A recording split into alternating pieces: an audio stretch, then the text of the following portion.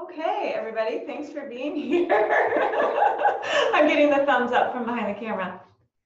So thank you. I'm Jessica Becker. I think you mostly know who I am, and I'm really happy to have Marc here. Marc Ruppel from the NEH is in town for a conference he'll tell you about perhaps. And he's going to spend about 5 minutes or so going over some kind of main questions, and then we'll open it up to hear from all of you.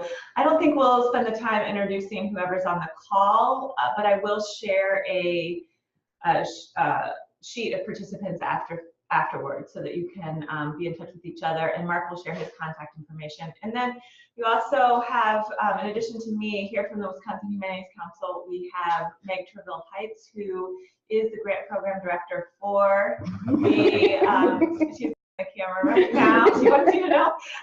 She is the grant program director for the Wisconsin Humanities Council. So in case any questions can be fielded by Meg, she's here. And we also have Dina Wurtzel, who's the director of the Humanities Council. So, Marc, thanks for being here.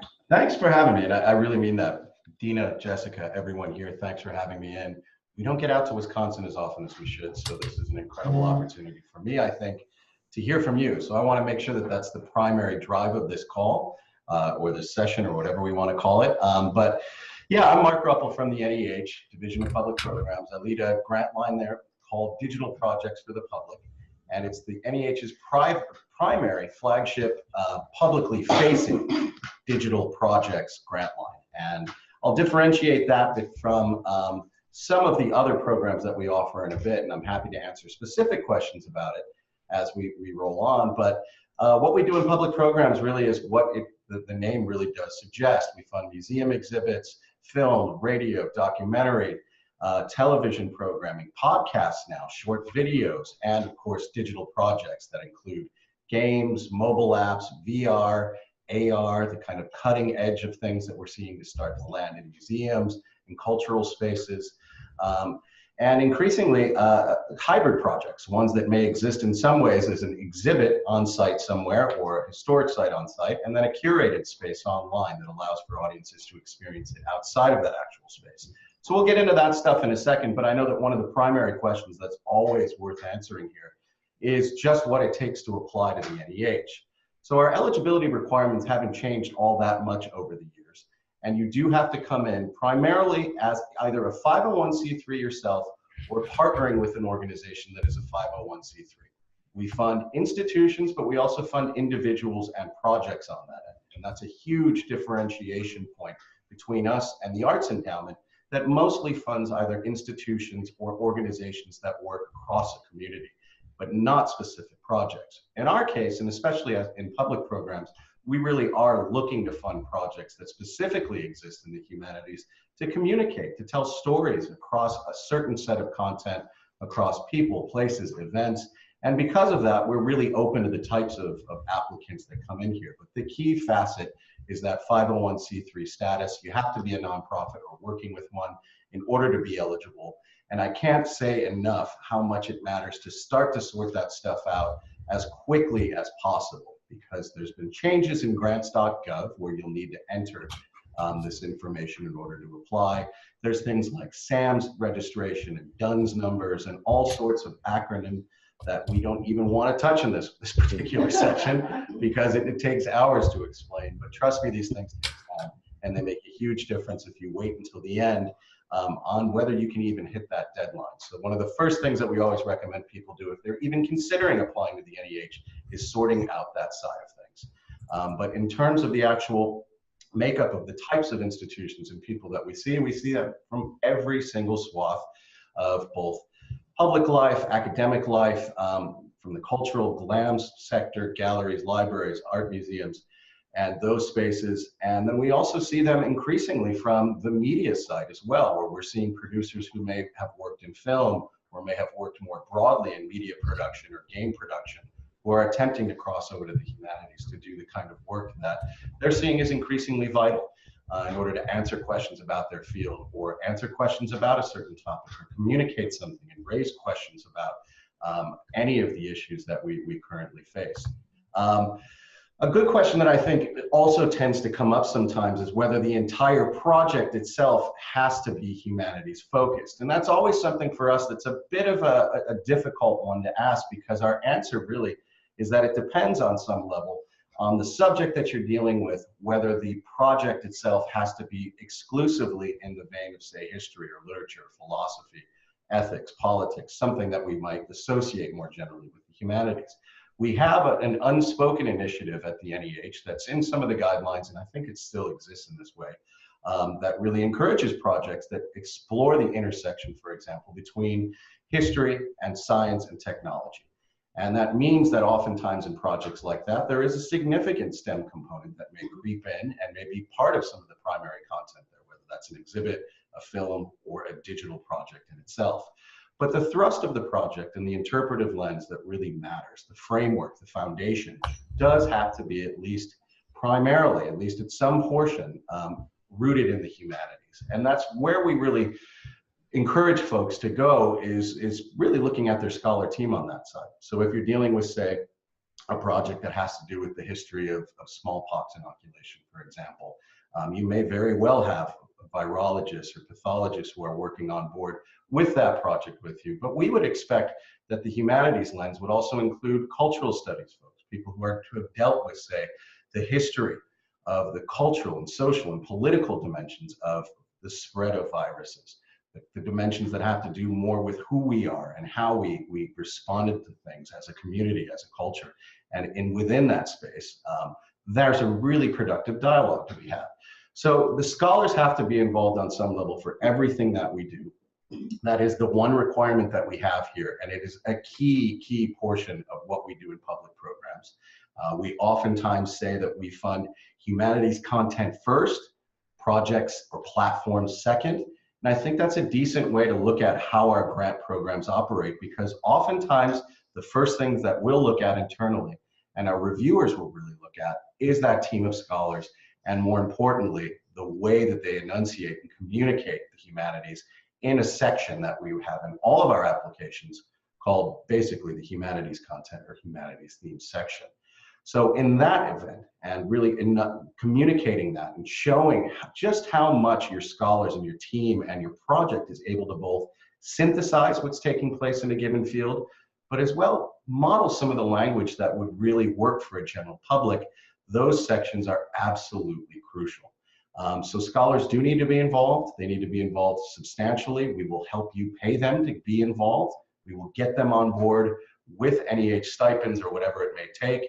And one of the keys to success, and I'll certainly mention this, I think, ad nauseum today, is that you really do have to figure out ways of getting their feedback over the course of the entirety of the project. So these aren't just initial consultations, but if you were writing, say, a film script, they may help you to boundary some of that content initially, give you a sense of what's taking place in the field. And crucially, that doesn't need to be bleeding edge. It needs to just be a good representation of what's taking place from the scholars, from this research perspective. But then we also would expect that down the line, they may be there to read a draft. They may be there to look at the finished product before it moves on to the next stage. Now, one of the difficulties that we often hear from applicants is that there is, it seems at least, a somewhat unspoken expectation that those scholars are involved long before NEH money is actually entering into the picture. And I think that's actually a fairly accurate assessment on some level. And I do think that that input outside of the grant process should have been at least partially baked into the project prior to even coming into a planning grant. And what we mean by this is that it doesn't have to be substantial, but it nonetheless has to reflect in some ways what's taking place from those scholars' perspectives. In other words, we want to hear their voices in the application. We want to imagine and project forward where they may be going in terms of their feedback, just how much of their perspective is going to actually be possible if, say, you're developing a mobile app or something like that that deals with local history. Will these scholar voices come through? But really, in the end, that is what our primary goal is, and it's the mission of public programs to support that work and translate this kind of scholarship and research for a general public audience. So you only need to go so far, because the rest is honestly what our money goes to, and we're very, very happy to pay it. As far as defining who scholars are on these projects too, I think there's some big distinctions or big assumptions oftentimes that this always means academic positions, chairs, research folks, the kind of people at R1 institutions, but that's simply not the case, because oftentimes in projects, whether it's a historic site or a museum or an archival space, the experts are sometimes in the room. And I mean that quite literally, in the sense that when you're dealing with a body of content, like at, say, the Huntington Library, somebody who's working on Thoreau would find that the key scholars may be sitting right next to them, showing them through the collection, guiding them in that process. So we don't need this to be skewed towards just university faculty. In fact, I think a project that goes there exclusively oftentimes runs into a bit of myopia, or at least a bit of a cloistered perspective on their topic. The one thing that we always recommend, and I think it's good advice for any project, even outside of the NEH, is to make sure that there are other voices in the room outside of that space. So if you do have the experts or the expertise in-house, we oftentimes will encourage you to bring in another couple voices to provide a different sort of context, to be that, whether it's a voice of dissension or a voice of unison, to give a different way of potentially approaching that. So a project that might deal with civil rights history, for example, we may encourage someone who may have local scholars on that expert to get somebody from outside of the space to deal with the national context, or somebody who's dealing with gender studies, for example, to actually integrate some of that type of perspective into the project there. As a whole, though, I think that what we also do, and this is a more subtle point, in looking at the scholar team, you're also in some ways looking at ways of understanding audiences within that space. So again, we do accept and we completely understand that the best sense of that is often in-house at the applying institution, but these projects should be broad in a way that we'd hope would incorporate audiences outside of maybe the initial impact area, in other words. So bringing in someone from an institution across the state or from out of state may give you a perspective on how to reach audiences outside of your own vicinity. And while I'm raising that point too, I think there's oftentimes another assumption in NEH that a lot of what we do has to be national in orientation all the time in order for it to be funded. We do want our projects to have a big impact. We hope that they're not regional projects that reach maybe 100 or 200 people, but we also allow for the fact that regional projects are oftentimes the most impactful way for actual humanities work to be communicated and to have its deepest, longest, most nuanced impact. So what we oftentimes do with projects when we're evaluating in that sense is we'll look at the entirety of our portfolio and we ask ourselves that, do we have a national reach over the composite of our projects, over the entirety of what we funded? Are we hitting these bases? Are we hitting different audience types? Are we hitting different regions? And that matters to us internally simply because our mission is, as public programs, to really reach the US public with humanities content where they will go, where they need it, where they see it, and where they, in some ways will be in the future consuming it online, offline, in spaces like that. So your project does have to really have a sense of your audience. You have to have a sense of the outreach. The scholars and the humanities team needs to really reflect some of that. But if you have a great idea for a project that may explore your area, that may be targeted towards, a decent swath of the population within your space, we are all for that. And we're really, really happy to support those kind of projects. Now, again, it's been my general experience that projects that start like that actually wind up looking elsewhere, or have cross communication between different communities, or work across different spaces or institutions, always wind up being more robust and more surprising and more vibrant in some way. So we will encourage you to explore those kind of networks in order to see what's possible with a certain space. But we are more than happy to fund a project that does reflect a perspective, a community that services those needs in some very, very unique ways.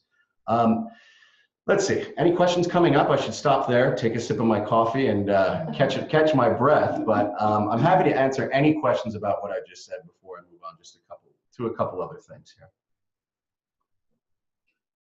Yeah, if anybody has a question, you can unmute yourself and jump in or add something. Looks like,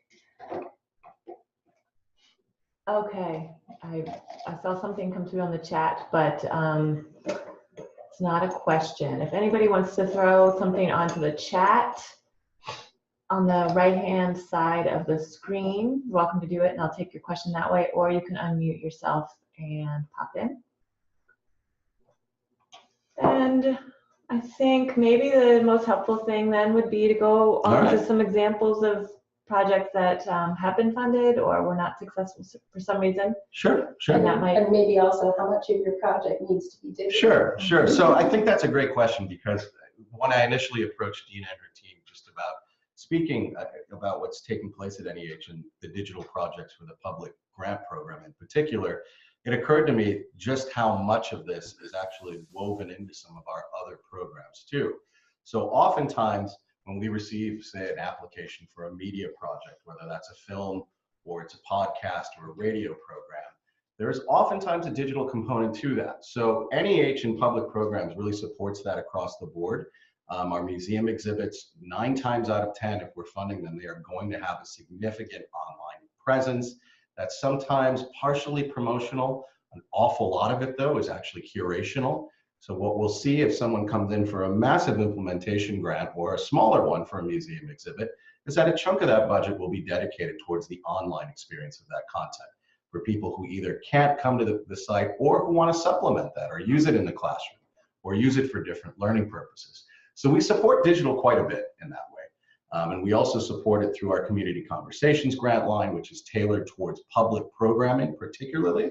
So this means lectures, seminars, workshops, reading groups, the kind of things that really get audiences intimately involved with the humanities are increasingly being focused on either digital tools, digital projects, or using digital as a way of communicating some of this content or scaffolding some of those conversations. So I just want to be clear that we fund digital across the board here. So there's oftentimes, I think, some confusion as to where someone should come in. And the best advice that I usually give on that end is just to take a look at where the primary thrust of your budget is and then make decisions based on that. If your budget is going almost entirely towards the digital component of the project, then you should absolutely come in through our digital projects for the public grant line.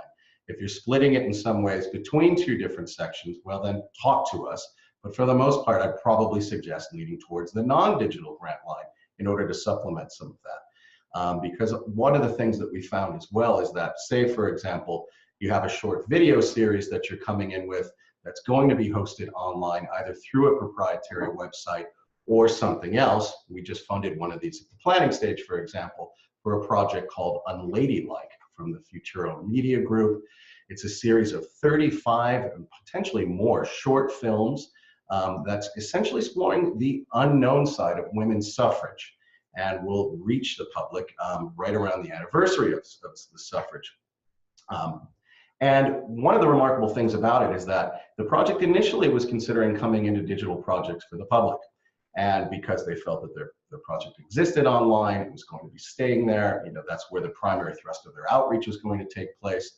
But we're recommending that podcasts, short videos, and spaces like that come in through our media projects grant line. Simply because a lot of what's taking place with those projects have more to do with, say, a broadcast film or a radio program than they do with the somewhat more innovative spaces that we see projects like digital games or VR or mobile applications functioning in. So there are real distinctions to be made, and if I'm not making it clear enough, one of the best ways to sort through those is to talk to your friendly neighborhood program officer, either here at the Humanities Council or us in DC. We do work on proposals with you. We will find the right grant program for you. We'll help you talk through scholars and fields that need to be addressed in the project. And we'll even talk through some of the interactive points and some of the mechanics of the project. So in other words, we act as a co-producer on the front end there. And we really take that role seriously, not just because we meet so many incredible people in projects, but because we want every project essentially to have a good chance of being funded. We need that to happen. You are the mission that is lived and real on the ground. We do not exist without your work. So we really want these projects to be as robust as possible. We want you to have a chance of really pushing through the review process as cleanly as possible too. And we'll often give insights towards that, and it's even as shrewd as what to expect from, say, the curmudgeon on the panel, who may be taking shots at the project in some ways. So really, we expect that in any project, the percentage that needs to be digital varies from project to project. If you're going into a public program and you want to support that work, but your primary thrust is, say, a digital game, you can ask for supplements within that grant proposal itself to do, say, discussions or to do coding work with local school groups or to do that kind of stuff. There is room for both in everything, in other words, and we really hope you take advantage of that, because projects don't exist in one place, people don't exist in one place, and as good as some outreach strategies can be and as much buzz can be built about a project in one arena, the real impact, the real long tail of this work is, we hope, multifaceted and multi-located, and really does have a way of growing into spaces that it may not have initially done. So I think, it's probably worth talking about a few projects that we funded recently, and I just want to mention too that one of the things I'm going to do after this session concludes is save the slides that I have prepared with some of this stuff that have funded projects, tip for application, outlining a few grant lines, both within and outside of public programs, and building projects from there. I will send that to everyone who's on here and everybody who signed up for this. And with, again, the invitation to just give us a call and discuss this, and give me a call personally to talk about any questions you have, any projects you want to work on. And I think I'd be remiss, actually, without mentioning our Office of Digital Humanities in the midst of this too. We do fund digital across the agency, every division, including our research division, which primarily funds fellowships for monographs and books and projects like that. They also now have a Born Digital line. So in other words, you can actually apply for fellowships to do digital projects, digital monographs, things like that, that may be more research oriented. Our Office of Digital Humanities, though, is the primary side of the NEH that really does fund the R&D, that funds the innovative, the experimental, the research-oriented work that's so, so crucial to moving forward both the academic study of the humanities, but also the larger space and larger field. So the ODH has funded a number of projects that have been absolutely crucial to establishing the field of the digital humanities as we know it. This is from text analyzers to the kind of thing that would study an entire corpus of a couple thousand books, to the Digital Public Library of America, and also to more public-facing type of projects that eventually have broken through on that side. So more recently, the ODH funded a project called Pop-Up Archive, which is a simple toolkit for broadcasters and media producers and academics to use to both archive sound content, but also search it and make text searchable and make spoken words searchable in a way that they hadn't been before. I mention this simply because that breakthrough initially was very, very academically aligned and research oriented. And there was as many failures in the midst of that project as there were successes. But with NEH funds, they pushed through to the finish line, and we recently heard they were actually bought out by Apple. So there's a number of different ways that we support this work. The more bleeding edge stuff, the kind of things that has multiple uses, the kind of tools and research kits and infrastructures that really do figure into archival processes, research-oriented tasks, or new types of experimental ways of playing with the humanities, like room-scale virtual reality installations or things like that, may be much better suited coming in through the Office of Digital Humanities. But again, we're here to discuss this, to differentiate this. And that gray area between the projects is actually a really, really productive one, in that we do hope that there are some crossovers from the Office of Digital Humanities and those who go more public with their project. And we funded a number of those who initially have come in through there to do infrastructure work, and then who have found their way into public programs to really take what they found and go large with it. So we fund also a number of digital projects through our Preservation and Access program, who do the really significant, crucial work of digitizing collections, of future-proofing archives, of allowing libraries to better service their public by adding to their digital infrastructures. And then we also funded in our education division too, through seminars and institutes that may focus in some ways on digital practices and digital leaning, at least, types of projects and processes. And one other newer grant program that we have is our Infrastructure and Challenge Grants program. This is its first real deadline, occurred last winter, and we're quite happy to say that there's been a number of projects on that side that reflect both the traditional sense of what our challenge grants did, and that is to fund actual physical installations in buildings and spaces like that. But also on the infrastructure side, we gave a grant to WGBH out of Boston to take a look at their entire media library, digitize that, figure out ways to bring that to the public, and then build out an infrastructure that allows us to be a sustainable long-term practice. So if you're interested in anything like that, these are much longer grants. They're much larger grants for that. There are matching requirements on that side.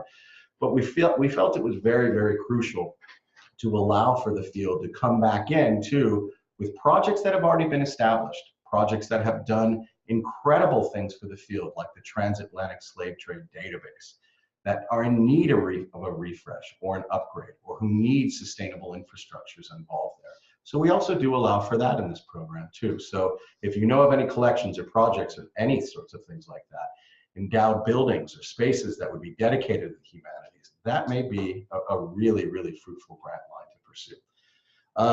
Let me stop there before and ask if there's any questions coming up here, and I will get into some projects that we funded recently. Yeah, we have a question. Thank you so much, Mark.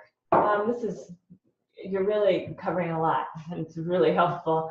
We have a question from coming out of La Crosse. Are there areas of the state where fewer applications have come from than others to the NEH? So La Crosse is, do you know where La Crosse is? La Crosse is down in the southern western area of the state. Yeah, I mean, I think, look, you know, we try to do as best as we can to make sure that we're reaching out to organizations too that haven't come into the NEH for a while. We're trying to ensure that there are applications that aren't just coming from the cultural centers in some ways, but are reflective of what's taking place in the entirety of the state. Now, honestly, that's one of the biggest things that a lot of our outreach is going to be focusing on, at least from this point forward. We're really both excited but also concerned that we're not getting those voices in the room. So to a large extent, yeah, we do not see as many proposals as we might like to from the spaces that aren't traditional NEH grantees, and we hope we can change that. But that's partially what I'm really thrilled about today, because I want to leave enough time to hear from you about what you're not seeing from NEH too. I mean, the truth is we want our guidelines, as bureaucratic and heavy as they are, to be reflective of your work. We want you to see yourselves in them. We want you to see possibilities for your work, for your institution in our guidelines. We want those voices to be heard there. And the best way to do that is for you to talk to us and tell us what you need there. What do you need in terms of support for your projects? Is a planning grant at that level too far along already for what some of the fundamental questions are? Are there ways of talking about digital projects that we incorporate and we use that don't reflect the stages where you're at, and don't reflect your needs, that don't reflect the ways and the processes that you really engage yourself with a project potentially down the line? So I am all ears for any suggestions you might have. We also do have programs like NEH on the Road and spaces like that, traveling exhibits that oftentimes do hit smaller institutions in smaller areas or out of the way spaces, so to speak. And that's been a big vessel for us in getting this content out to the public. So if you're interested in hosting one of those exhibits, if you want to push down that road, just look up NEH on the Road, and there's a very simple application process for it. We will send you the exhibits, we will send you the artifacts, we'll send you toolkits, and we'll also give you a stipend to construct some programming around.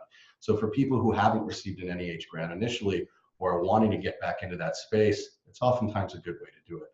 But yes, I mean, in the long run, we want to hear from more people from those spaces. And I think we run the risk of ourselves being an echo chamber if we don't figure out ways of getting those voices in the room. Is there a place where people can easily search for projects in Wisconsin that have been funded? Yeah, so if you go to securegrants.neh.gov, it's a very vanilla looking form, but it is our grant query database. You can sort by region, you can sort by state, you can sort even by city or division or type of program. You can sort by keywords. You could sort it. You can even look up just say projects with Wisconsin in their title or their description, because some of this work likely has come from out of state. So you can find what's been funded on that end. But we also do have on our main website a way of searching through and sorting out projects that have taken place in each state, and also active projects that are ongoing in each state as we speak. So that could be lecture series, that could be exhibits, it could be national broadcasts of a film hosted by a local station. All of those sorts of things are available through the website, and we're actually going to be upgrading our website within the next month or so to make that kind of information specifically that much more easy to find. Thank you. I've got another couple questions here. I'm going to take a question first from Dustin. Dustin's asking if you could, he says thank you, and could you define projects that are regional in scope? Specifically, are you talking about county level, state, or Midwestern, in other words, regional? So if you could take a minute on Sure. that. I mean, Dustin, the answer is yes. Yes, essentially all of those things. We have funded projects that have existed at a smaller county level that have run deeply through the institutions there, whether that's libraries, community centers, museums, historic sites. We have funded those quite a bit in both our traditional grant programs, our media and museums grant programs, but also increasingly our community conversations programs that may find their way into a deep, robust, very community-driven type of discussion about humanities issues that are hitting close to home, very literally in some sense. But we've also funded projects that exist as state initiatives. Michigan Humanities, for example, received a community conversations grant about a year or two ago to actually implement a statewide discussion program based on water and its use and its role, both socially, culturally, politically, and economically in the state. So this involved voices from Flint, but also voices from indigenous communities in the Upper Peninsula there, who really did feel as if their stake or their voices in some ways needed to be heard or needed to be culturally understood. We funded projects, though, that cross state boundaries in that way as well, whether that's a shared traveling exhibit or a series of programs that actually works across different communities there. We are for all of those sorts of things. Again, the biggest thing that we really do look at in something like that is, one, how well you know your audience and how well you can actually reach that audience with this content. Two, how relevant that content is to their daily lives. Does it involve, say, community-driven history projects or roundups of the sort that we're seeing increasingly? Are there digitization projects that are existing that allow for the community's voices to be heard? Or is this something that's taking place in a much more top-down, but equally potentially productive type of way? That content really matters on that side too. But three, is this going to be something with a long-term transformative role in that community? In other words, is a series of programs that may be set up to discuss, say, the role of immigration within a certain region, are there going to be transformative ways of integrating that into either programming locally or school curriculum or even just in the community itself? Are all those stakeholders involved? Are these conversations going to get you somewhere? Is that deepening of engagement with the humanities going to be something that's possible there? We want our projects to raise questions as well as they really offer answers, or at least multiple ways of viewing a situation. And those questions can linger on long past the grant deadline or the time that the grant actually closes out. However you situate the space of that project, though, is really up to you. And while we certainly, as a national funder, want our projects to reach as many folks as possible. So if you're targeting, say, you're coming in for a $400,000 ask, but you're only going to reach 40 people, well, the cost per head there might be a little bit skewed. So there are things to consider on that side too, but we'll work with you to figure out a budget that makes sense for the scope of your project. And that's part of our role, is to figure out just how cost effective some of this may be too, and how well you can strategize on that end to make the best case moving forward. Okay, thanks. I wanted to say that Don has said, thank you so much. Don's at the university here in Madison and UW-Madison, and he says he's going to be sharing a lot of this information with the tribal communities he works with. Oh, great, so, great. Thank you. Can I say something to that end real quick? Sure. I think that's been a really crucial side of what we're trying to do at the NEH. And I think oftentimes one of the real difficulties that we see in projects that are either from a tribal institution or a tribal community or driven in partnership with those communities is an inability to mesh some of the processes that I think really matter on the ground there for those specific communities. for deliberate discussion, for allowing an organic way of discussing content and impact and legacy and mythology and all of the things that really should be a part of this. They don't mesh so well sometimes with modern timelines, and they don't mesh so well with what we expect coming out of a project. We want to fund more of those projects. It is the crucial work of the humanities that we do that stuff.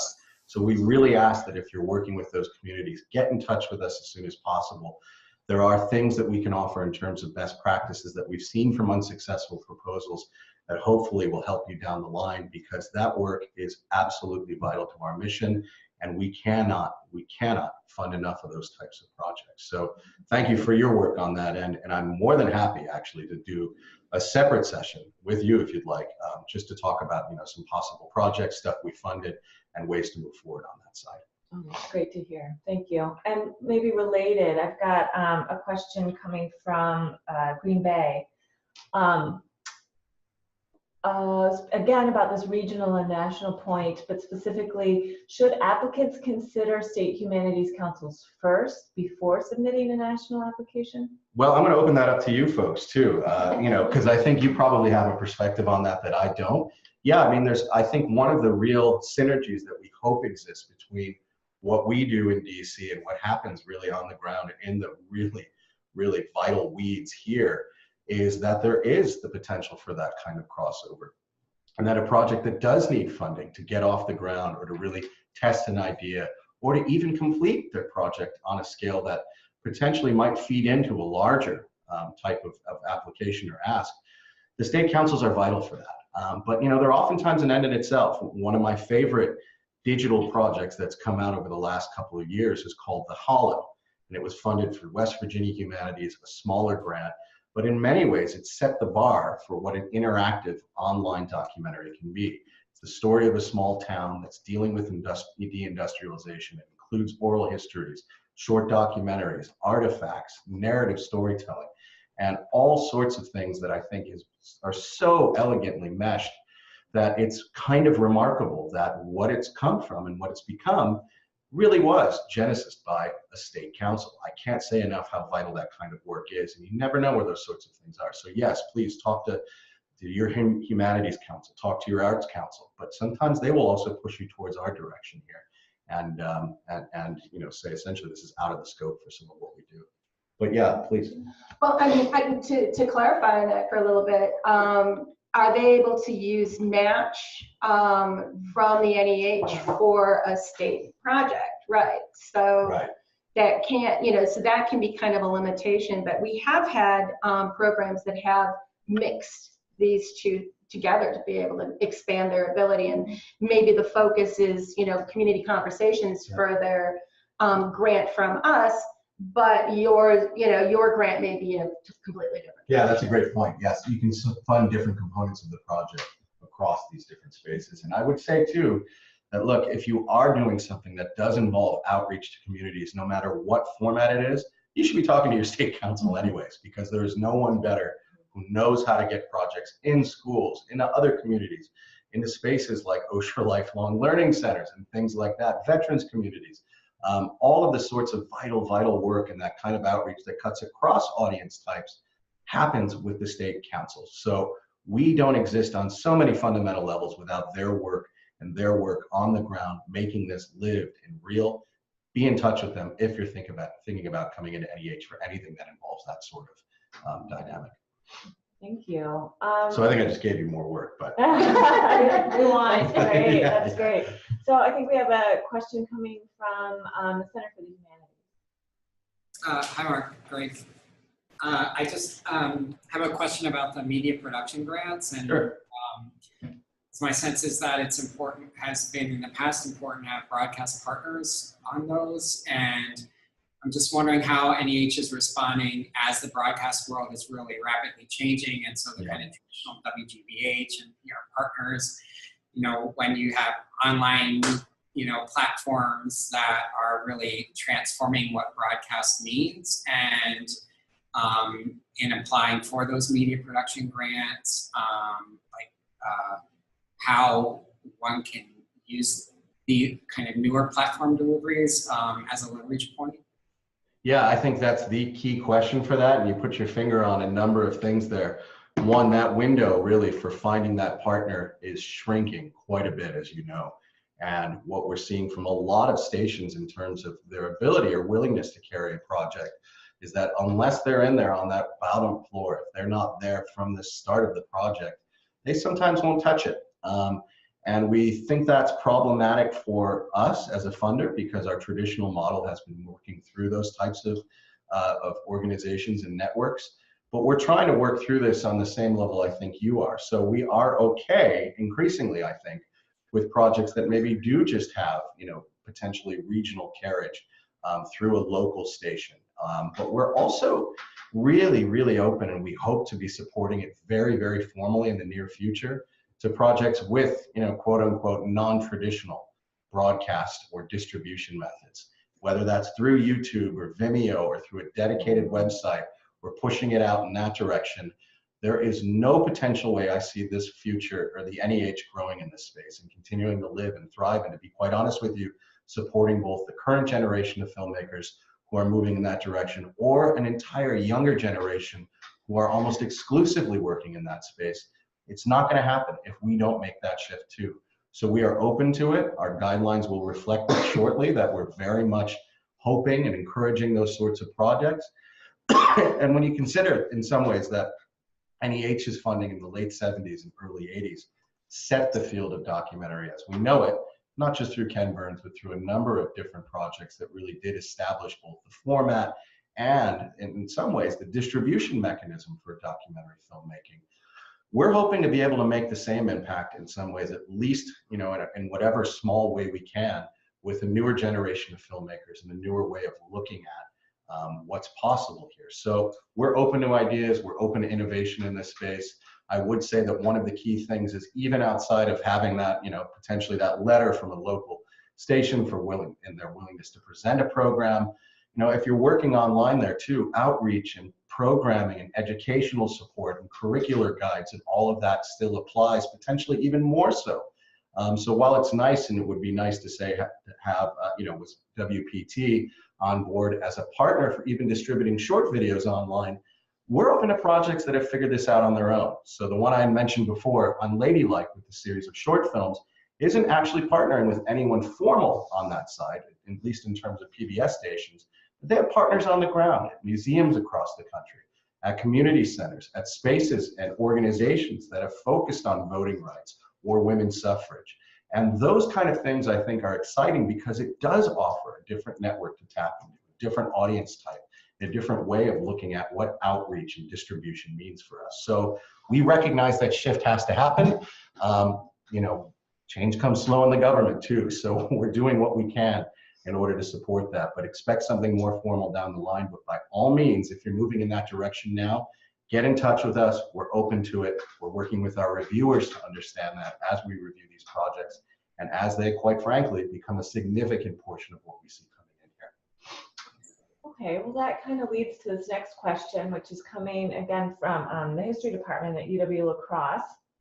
Ariel Bugeaud is asking, how much do we need to stay away from social justice work right now? Is there a shift going on toward funding projects that are more apolitical? This is NEH's, we get this question often, and I think it's, on the one hand, the humanities are so central to so much of what our discussion is nationally right now and locally, that it's really tough to separate some of this from contemporary issues. And I think, honestly, there's a real dishonesty in a certain project if you're dealing with a topic and not at least partially acknowledging that it may have contemporary resonancies. But the NEH's traditional role in this space is that we don't fund projects that advocate. We can't do that. We can't fund projects that advocate for a specific law, a specific course of action, or anything that may be in some ways construed as a call to action for certain types of activities or ways of approaching legislation or things like that. That has been the NEH's role across the board. Of course, we're dealing with that more now, I think, as projects and producers really do want to find relevancy in their work and address contemporary issues. So what we ask of most projects is that, look, if you're dealing with a topic like, say, immigration that does have really hot button possibilities in the midst of this, that you've prepared for that and that you've accounted for those sorts of things, both in the proposal and both in the deep, deep side of the project itself, that you're offering multiple perspectives on an issue instead of just one. That if in some ways you're dealing with something that has the potential to blow up, that you've figured out ways and frameworks of constraining that and maybe finding things like buffer text, for example, shared media that can be worked through in, say, community conversations or public programming grants, or topics that may have a historical precedent that may also have contemporary resonancy, yet you allow for some of that stuff to be implicit and generative, because honestly, I think that's better storytelling anyways. But it's just that blatant use of taxpayer-funded dollars essentially to advocate against either government action or some kind of social change or social justice that we can't get behind, but we haven't gotten behind. But really, I think, again, projects are finding incredible ways of raising these issues, of deepening content, of deepening ways of understanding our world, the world that was, our cultures, the socioeconomics even of a lot of what we're all going through, without maybe even specifically putting their finger on it. So there are ways through this. Talk to us about it.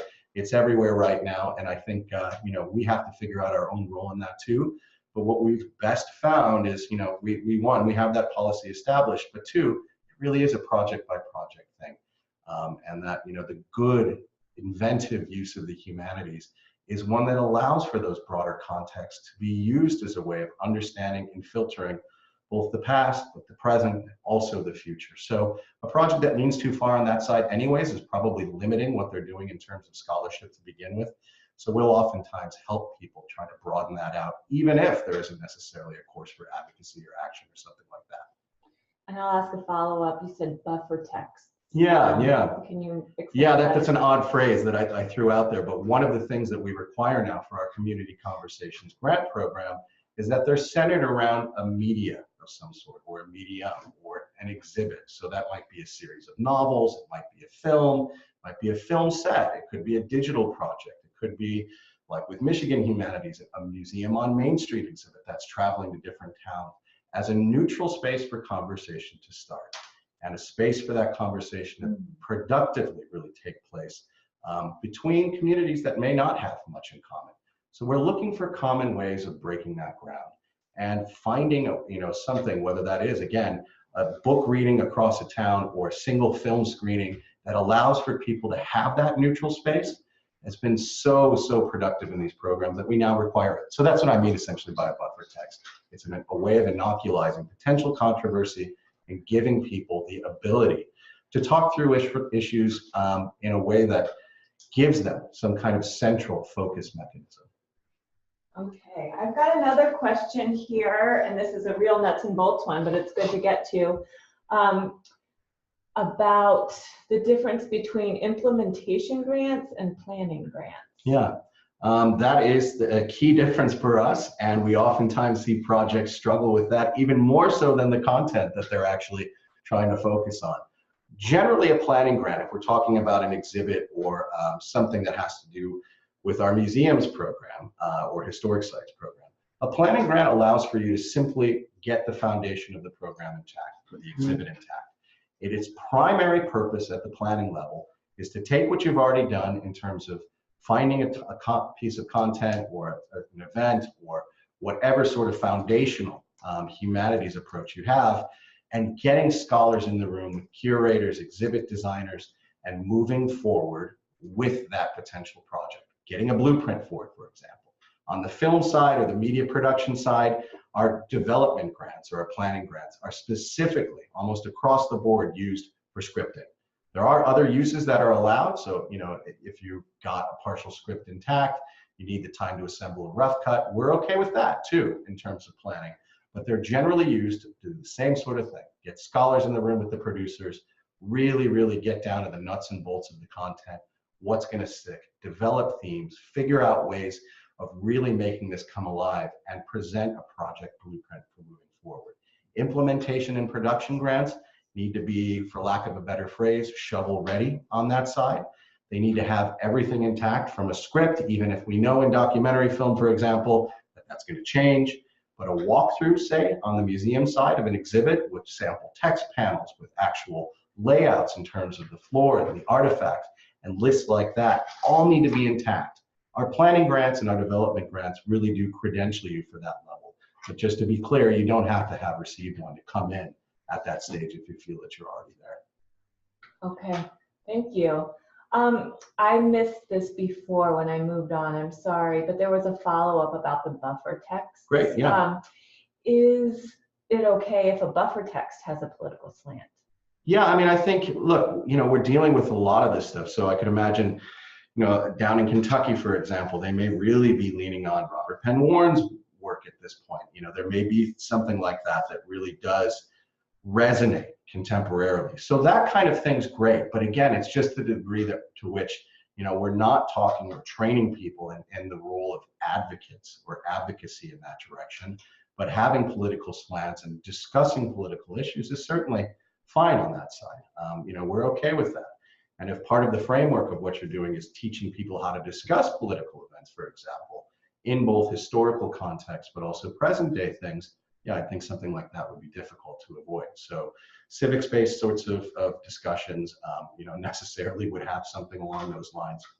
We just ask that those perspectives are multifaceted. And that doesn't mean, that what we're talking about is, that you have to acquiesce in some ways to a certain kind of bipartisanship in this stuff. We don't mean it quite like that. We just mean that we want a full picture presented of any scenario, any piece of content that you really are focusing on, because it allows for those voices in some ways to become crucial to it. And honestly, in some ways, it's the best outreach you can do, is to allow for voices that are unheard or in some ways maybe not the dominant ones in a conversation to find expression through a text or through a film or through something like that. Mm-hmm. I really heard you say a lot that the complexity of the human existence is really what you want to celebrate and explore. Yeah. I mean, look, nothing we deal with in the humanities is clear cut. Yeah. And as I said at the conference a couple days ago, the reason for that, the beautiful, beautiful reason for that is just how messy the humanities are. We know the historical record, but it changes. We can interpret a piece of literature, but that's really subjective in some ways too, and wholly personal. All of those productive spaces in between there are what we should be, exploiting and celebrating and really complicating through the projects that we fund here at the NEH. And yeah, I mean, I think that's, as far as a paradigm goes, the central one of what we hope to do. I have a question for you, and then I have another question from our callers. It's like a radio show here. I know. I feel like I'm hosting a radio show. Long time NEH fan, first time caller. Right. Well, I want to hear, as a follow-up to what you just said, how you define the humanities for people. We have a definition on our website. It's every bit as clunky as you might expect. We try not to define it all that succinctly, and there's a reason for that. I mean, look, the fields that we're involved in stretch everywhere from, as I said before, history, literature, jurisprudence, philosophy, ethics, civics, linguistics, language, all of those sorts of things that we traditionally even sort of tangentially associate with the humanities. We're more or less open to those kinds of projects. Social science work even bleeds in there at some points too, even if it is, in some cases on the more quantitative side. So we purposely want you to make a case for why something is the humanities on that side. Mm-hmm. We are open to it. To be blunt, that's actually part of what the application is for, mm-hmm. is to show you showcasing why something has exigency in the humanities and has resonance within that project. So we're open to this. But again, I know this is also something that's debated quite often now in contemporary academic settings too, about the traditional role of the humanities, the way it's been established to serve certain purposes, and how in some ways it's an arbitrary designation that should now include things like, say, media studies or something like that. We're okay with all that. We are open to projects that really skirt that line too. It's up to you to convince us just how to do that though, and to how to express that, and how to move the field forward at that point. So I don't want to be too prescriptive here either, because I think, again, some of the best projects that we've had funded are the ones that really do border on something else. We funded a digital game at the prototyping level recently called Age of Alchemy from what used to be the Chemical Heritage Foundation, and it's now the Science History Institute. And part of the game is actually teaching players how to work through different chemical combinations, what alchemy is, very, very scientific types of dimensions. But the game itself is drawing from the Science Heritage Foundation, or Science History Institute's incredible archive of humanistic expressions of science over time. Paintings, artifacts, journals from people who are working in that space to narrativize that content and to make it more rooted and contextualized in history and in culture. So we are okay with skirting those lines. We are okay, again, with projects that do lean at some points towards more STEM-oriented types of discussions or activities. We are purposely, very purposely, underdefining the humanities as a result. Thank you. We are coming up to 12 o'clock, so we got about 5 minutes until 12. We can certainly go over, but I just want to acknowledge that. I have got one more very practical question. When is the next deadline for Sure. digital projects for the public? And yeah, specifically about proposal deadlines. Yeah. Actually, let me outline that program really quickly because I haven't yet. So Digital Project for the Public has an annual deadline of June. That may change, we may offer another, who knows? But right now, we know that next June, for sure, we will have our next deadline. That also means you have a good 10 months to either get involved with that project, start to sort one out, talk to us, or maybe consider a different option at some point in another program. Every June is Digital Projects for the Public, and we do that for a very simple reason. A deadline in June means that we can rush through awards and give notification in around late November-ish, which in the federal government, believe it or not, is light speed in terms of submission and award notification. And since so many of these projects rely on the fact that, one, they're using technologies that in some ways may be outmoded if you're waiting longer than that, and two, some of these projects, especially on the digital side where the infrastructure and funding mechanisms are less robust, it's a hard thing to hold together that team. We offer support at 3 different levels in this program: discovery, prototyping, and production. The discovery level is the one that I really am consistently the most excited about because I think what NEH offers in terms of funding there doesn't exist in any other funder. It is essentially a consult grant, and it's $30,000 that can be used towards conversations, convenings, really consultations with scholars or content experts and media producers to map out the best path forward. And that includes, in some cases, actually choosing a platform. So we've had projects that we funded at the discovery level, like one from Gallup Arts out in New Mexico, who weren't sure exactly what they were going to do with their digitized collection of New Deal artwork, for example. So they brought in a web designer, they brought in museum curators, they brought in game designers to cast a wide net and use that funding as a way of winnowing down some of the possibilities there. Now, on the other hand, we haven't funded nearly enough of those. I think it's been, on some level, an attempt from us to try to seed the field, but we want to fund more of those types of projects. And in terms of getting proposals from institutions that may be coming into the NEH for a first time, like a Gallup Arts did, this is a great way of both acclimating to the process, but also figuring out and allowing for NEH funds to help to develop and capacity build a project or an institution to really move forward to the next steps. We offer prototyping grants too for $100,000, and those are really those vertical slices. It gives you the ability to go out and build a key feature or proof of concept of the project, test it, move forward, even consider possibilities for outreach and audience evaluation in the midst of it. And then we offer production grants, which I think last round topped out at about $400,000, and they're everything you might expect. Finalizing the project, polishing it, getting out into the world, doing evaluation and testing. We fund public programming around that too. We fund outreach and the ability to do outreach through that grant line. So you can actually put funding in there to do some community building work or awareness building for the project. And we hope that projects like that reach that stage really do have the ability in some ways not to just reach, not to just address some of the local concerns, but oftentimes projects like that break through. So we funded a project from historic Hudson Valley, for example, on slavery in the North. And they actually were one of the few who have come in at every level: discovery, prototyping, and production.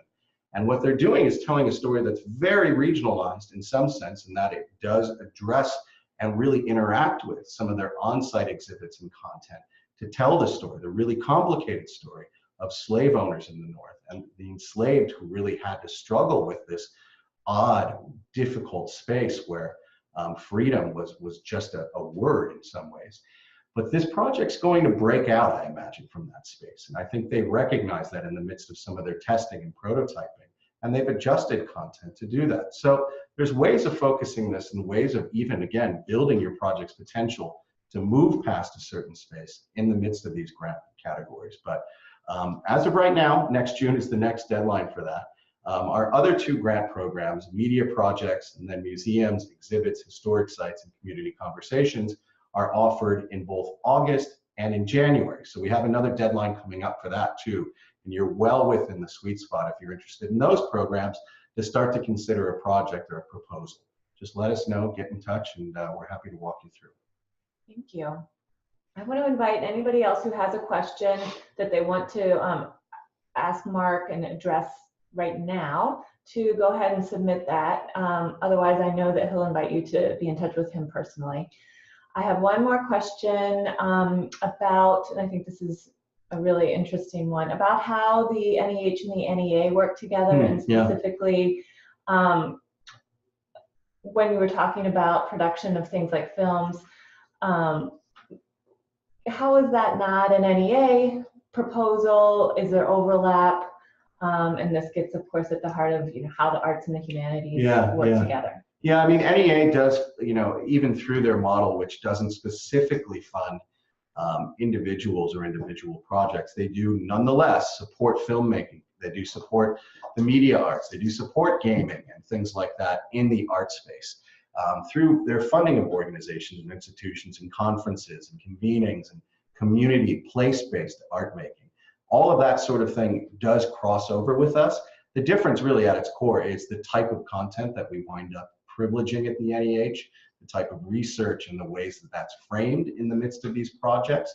Art for art's sake really does exist, and it exists so vibrantly at the Arts Endowment, and that the need and the ability for communities to do that kind of work is an end in itself.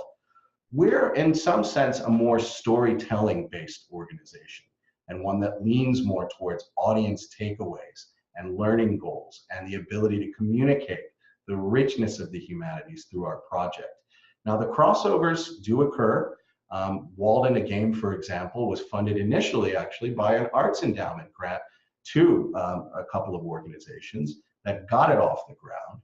And then the NEH stepped in and provided some pretty significant funding at the prototyping and production level to actually get it through to the finish line.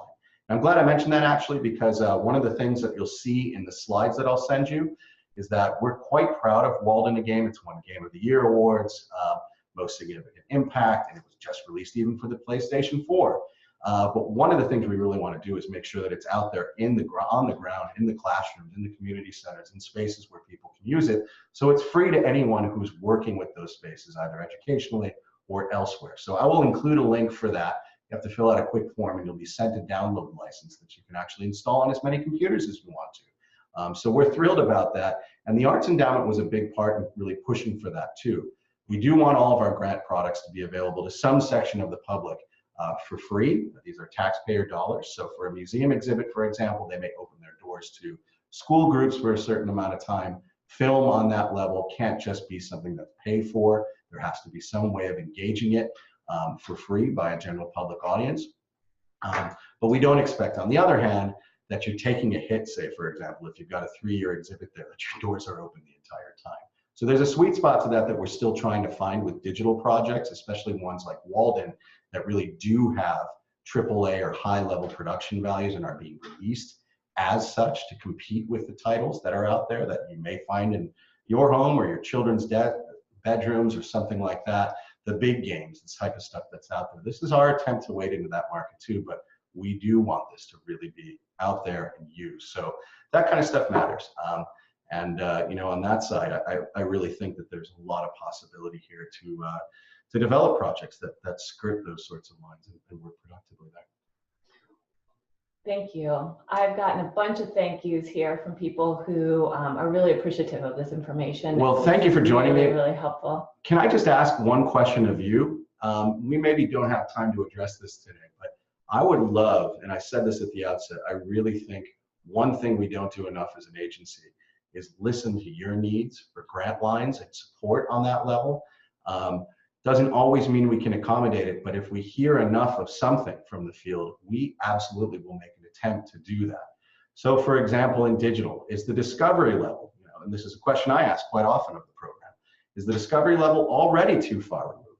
Would it be useful, for example, to have a smaller grant even before that to do evaluative work of what it takes to make digital projects possible at your institution?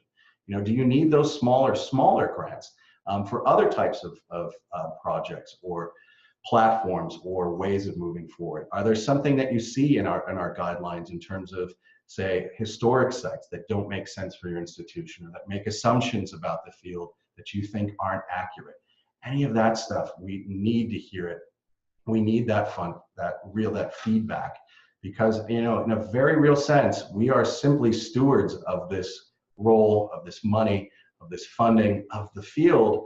You're the ones out there doing this, and you have the perspectives that we need to ensure are there. So please send me any suggestions you have. If you're working through a guideline and you have questions or wondering about the possibilities for funding a certain type of work, we are all ears. And I think we have a good degree of latitude to use that really responsively nowadays as a way of filling in the gaps in our funding, regionally, geographically, but also demographically, and even in terms of the types of projects that we fund and how we fund them.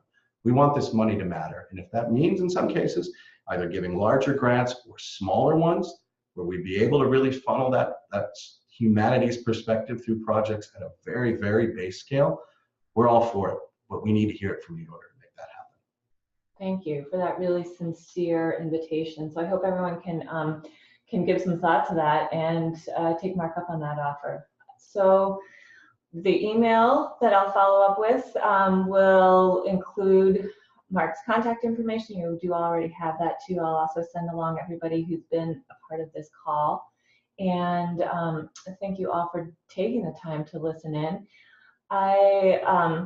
I would love to end by just asking you, Marc, for those of you who are still here, if you care to listen, I'm just curious, in a really personal way, you've answered a lot about how you represent the NEH, but in a really personal way, we've been talking a lot about why the humanities matter to us and why we are doing this work. And I just wonder if you want to share your own story or your own personal sort of why statement about how you got involved and why this matters to you. Yeah, I mean, the endowment is, it's an institution in some ways that is far more metaphorically representative of what we're doing in this country than it is in very brass tacks, financially representative of it. We're a small agency. We're an agency with a budget that nonetheless has increased in the last 2 fiscal cycles, but nonetheless, we're still small, and our work and our mission is really enabled by the stuff that you do on the ground. And we say that so sincerely. We don't exist without your work. And it's humbling to be a part of that public service, taking a turn from, more independent production and academically leaning stuff like I was heading toward this idea of public service. It's a humbling one. And the work that we see matter, the transformative conversations that take place across 2 communities, say in Florida, that haven't interacted in years, who share churches but don't share community spaces. The films that are out there that really allow us to have a dialogue centered on a piece of media, whether it's Ken Burns' Vietnam or something that's coming out more recently on, say, Marian Anderson or Ruth Benedict. I think all of these things matter as a shared history, a shared consciousness, a shared way of reflecting what it means to be American. And as nationalistic in some ways as that sometimes gets skewed, we really do feel as if, there are core pieces of who we are that we've just begun to interrogate. And I can't say enough how the expression of these projects, the deep, deep affinity for the humanities that we all have, we just don't call it that, is so central to what we do. And it's humbling, it is. I think, this conversation came up at the Games conference here earlier this week, just how much work we do in the humanities without saying so. Whether that is through engaging literature or history, or even speaking on a local level about, say, the cracks in the side of a building that used to be a stairwell from a previous space, or running your hand across that and finding ways of engaging that and telling those stories. It's everywhere. It's our job to make that manifest, and to the degree that you folks help us do it, it's awfully inspiring. So this is a roundabout way of saying that, you know, I think it's a core of what we do. I think it matters more than ever. And, you know, the robustness of the agency and what it's done, and really its resiliency over the years and recently, is all a reflection of the work that's going on out there, and the maybe not always clearly enunciated, but nonetheless clearly foundational work of the humanities in this country. So that's it. Thank you all so much. And we're really glad to have had you here, and I hope this inspires you in many new ways. And we look forward to hearing from you here at the Humanities Council too. I'll let Meg and Dina say goodbye as well. Thank you all so much for joining us. And be in touch with us. We look forward to hearing more from you all. Have a great day. Goodbye. Thank you.